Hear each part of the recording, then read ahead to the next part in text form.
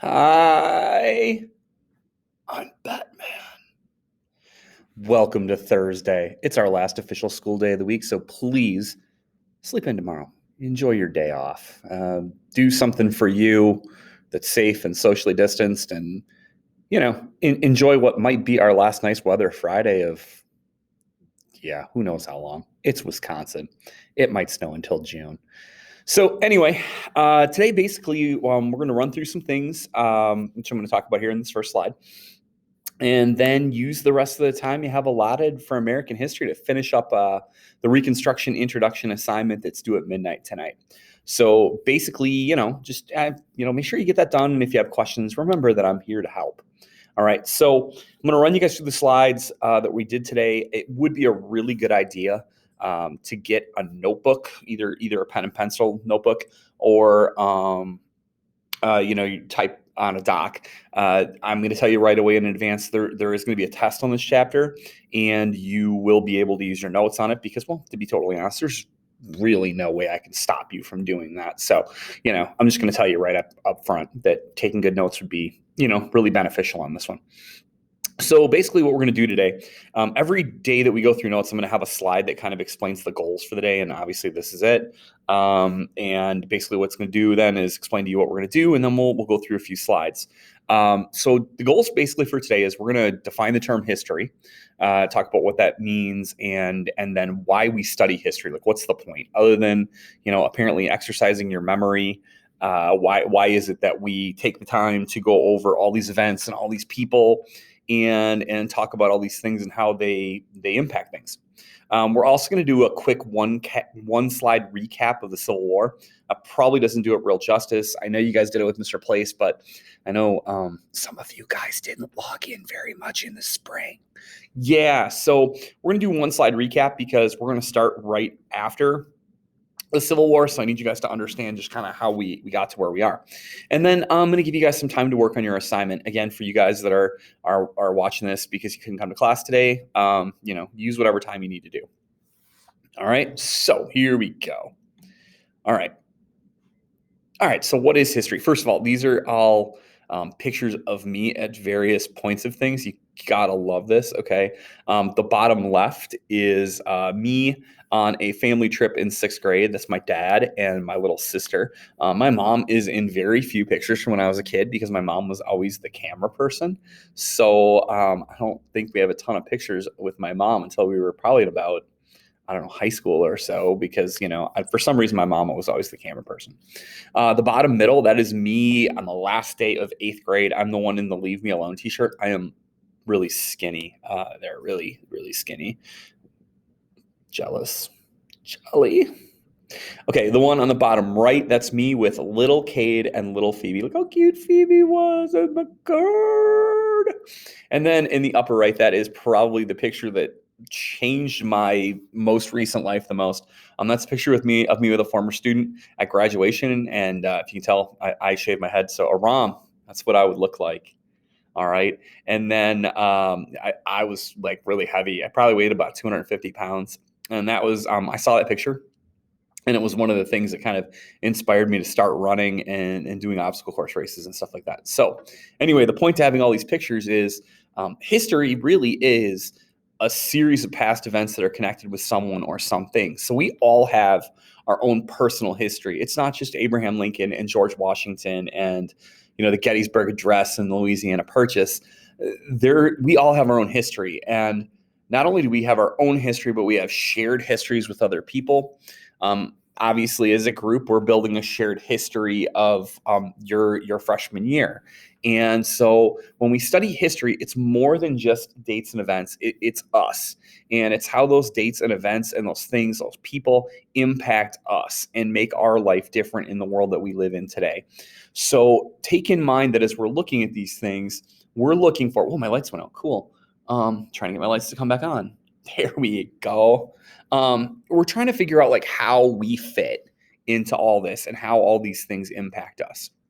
So the reason why we study history, there's this quote, and I hate the quote, but it does have some merit, but I call it the stupid, lazy quote. And it's those who do not know their history are doomed to repeat it.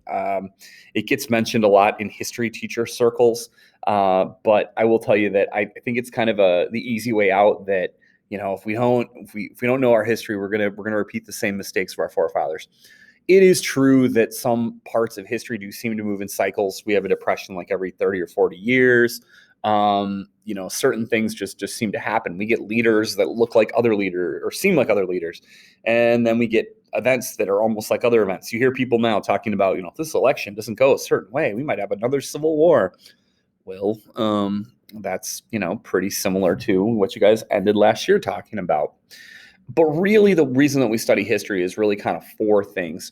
It allows us to identify trends that allow us to predict future events. So that idea that if we start to see the same things happen, like for instance, the 1918 Spanish flu epidemic versus COVID, maybe we can try to predict the way to get out of this or the fastest way to be done with it. We're also going to look for cause and effect so we can link past to present. When we talk about things like Black Lives Matter or what happened in Kenosha or what happened in Minnesota this summer when it comes to race, are there things from our past as a country that we can look at and go, yep, right there's where that started, or there's where things started to get worse or started to get better.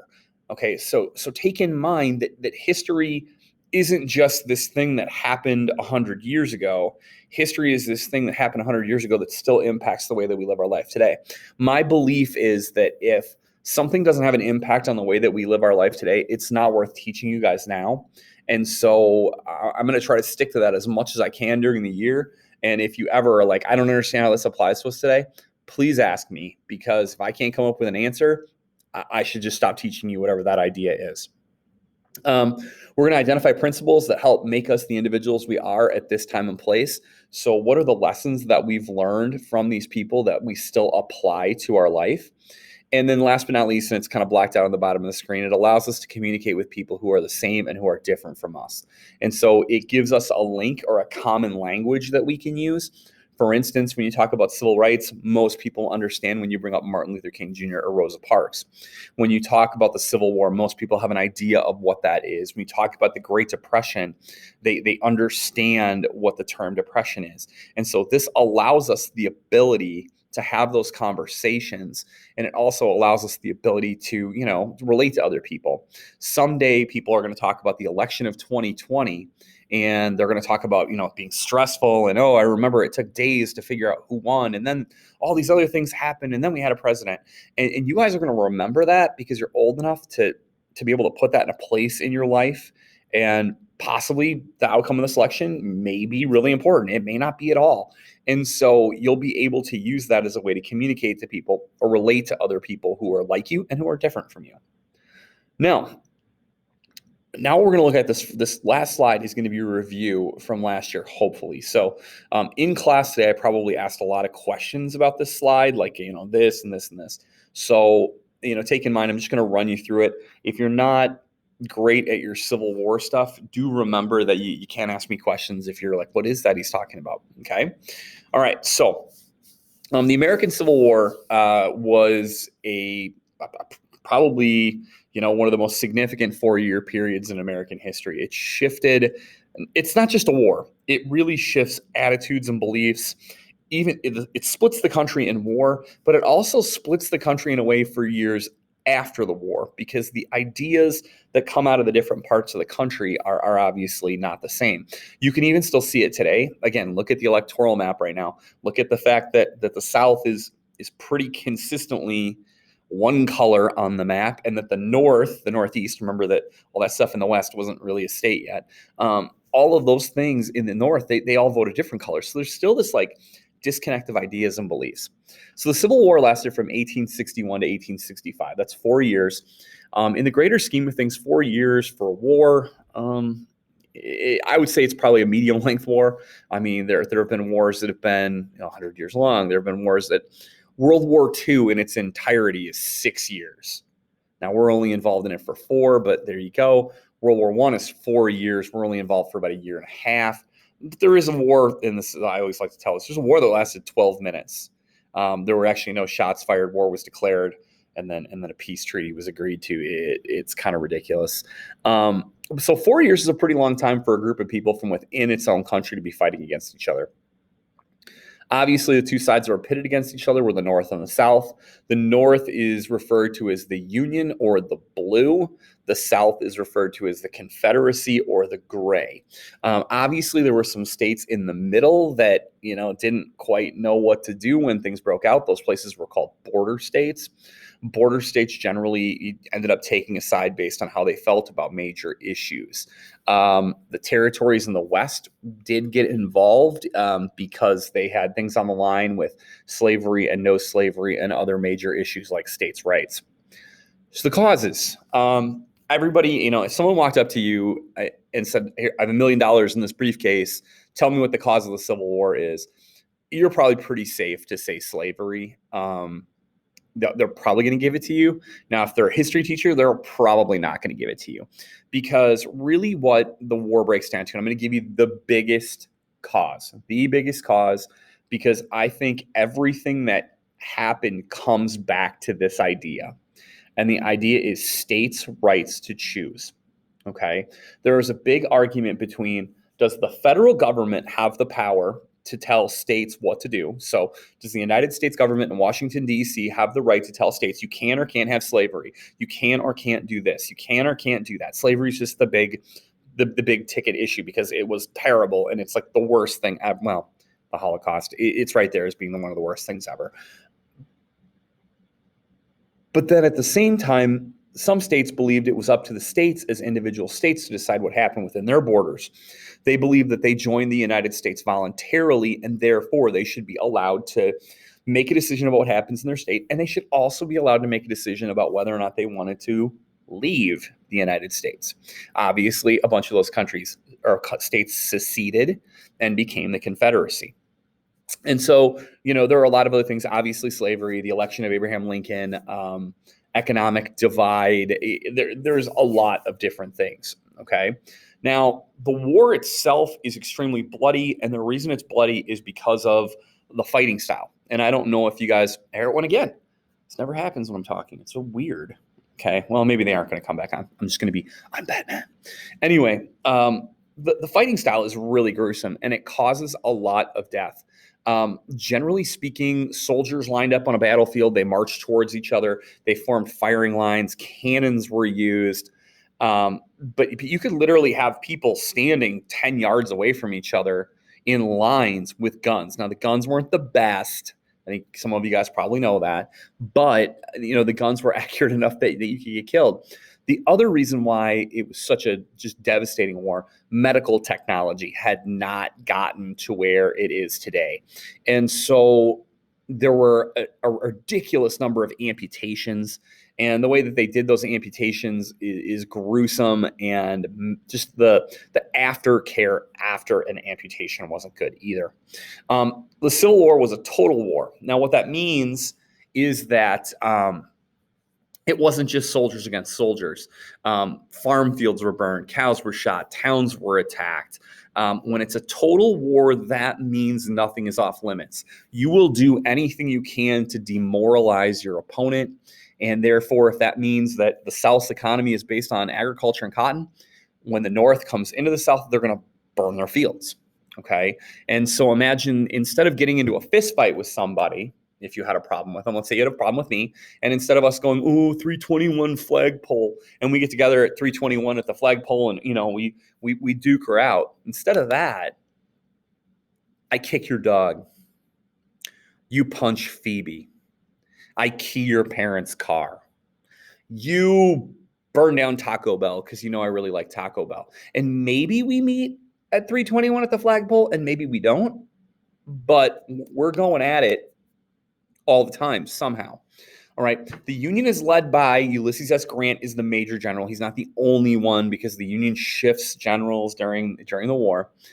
Abraham Lincoln was obviously the president of the United States. The South, throughout the entire war, their main general was Robert E. Lee, and the president of the Confederacy was a man named Jefferson Davis. Obviously, like I said, the North and South divide. Now, the war ends in 1865 when Lee surrenders his saber at Appomattox Courthouse. Slavery is illegalized and all the things that we're going to talk about in the next unit in Reconstruction. But it isn't like the day the war ended, things just magically got better. Everybody hugged it out and, agreed that, it was a bad idea. The relationship was really strained. Obviously, if someone spent 4 years shooting at you, I don't think you would instantly, let them back into a great place with you. And the relationship is still odd in a way. I like to tell the story. I swear to God, this is true. My grandmother, before she passed away, lived in Tennessee. And a real big chunk of years ago, before Kate and Phoebe were born, I went down to visit my grandmother. And I was driving down by myself, and I was driving my purple truck. We called it Tinky Winky. I don't know if you guys are old enough to get that reference. I was driving down by myself, and I got into Kentucky, and my little fuel light came on. And so I decided to pull over at a gas station. Well, I was on the interstate. I'm looking for a gas station, finally see a gas station sign. And so I pull off at that exit, and it's not the kind of gas station you guys are used to. It looks more like the gas stations in horror movies where the light's flickering and everything's like really scary and dark. And so I get out of my car. I pull out my credit card because I'm gonna swipe my credit card and pay for my gas. But there's no credit card reader on the gas pump. It's one of the old school ones where the numbers turn. I don't even know if you guys have ever seen one of those. And so I fill my car with gas. I go inside the gas station. It's like part garage for like fixing your car and part gas station. And the gas station part literally had one soda cooler, like it was like just Pepsi, and then it had like worms and stuff for fishing. And so I open the door, I walk in, I grab a soda, and this big old dude, I mean, he looked like a bear wearing bib overalls, little thing with his name in classic. I'm not ripping people. The guy seemed like a good dude, but he looks at me and goes, he goes, "Can I help you?" And I'm like, "Yeah, I just pumped some gas. This is how much I had. And I'd like this soda too." And he goes, "Boy, where are you from?" And I'm like, "Oh, I'm from Wisconsin." He goes, "So you're a Yankee?" Now I was confused because I'm a Cub fan. I don't like the Yankees, but I was like, "Oh, duh, yes, I am from the North." And he goes, "Well, you better be careful when you're down here in the South. Sometimes they don't like you guys from up there from the North." And I was like, okay, whatever. And so I paid the guy and I thanked him because I'm super polite. And I'm like, "Hey, thanks. Have a nice day." He goes, "You have a nice day too." And as I'm walking to the door, I literally push the door handle. He goes, "Boy, the South will rise again." Now, that's the only time in my life that I've ever tried to decide if I should run swervy. I run swervy, right? You're harder to shoot.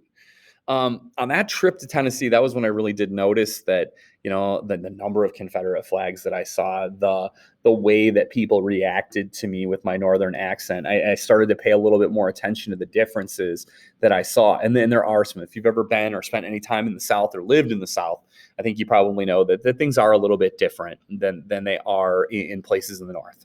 Okay. Not better, not worse, but definitely different. Okay.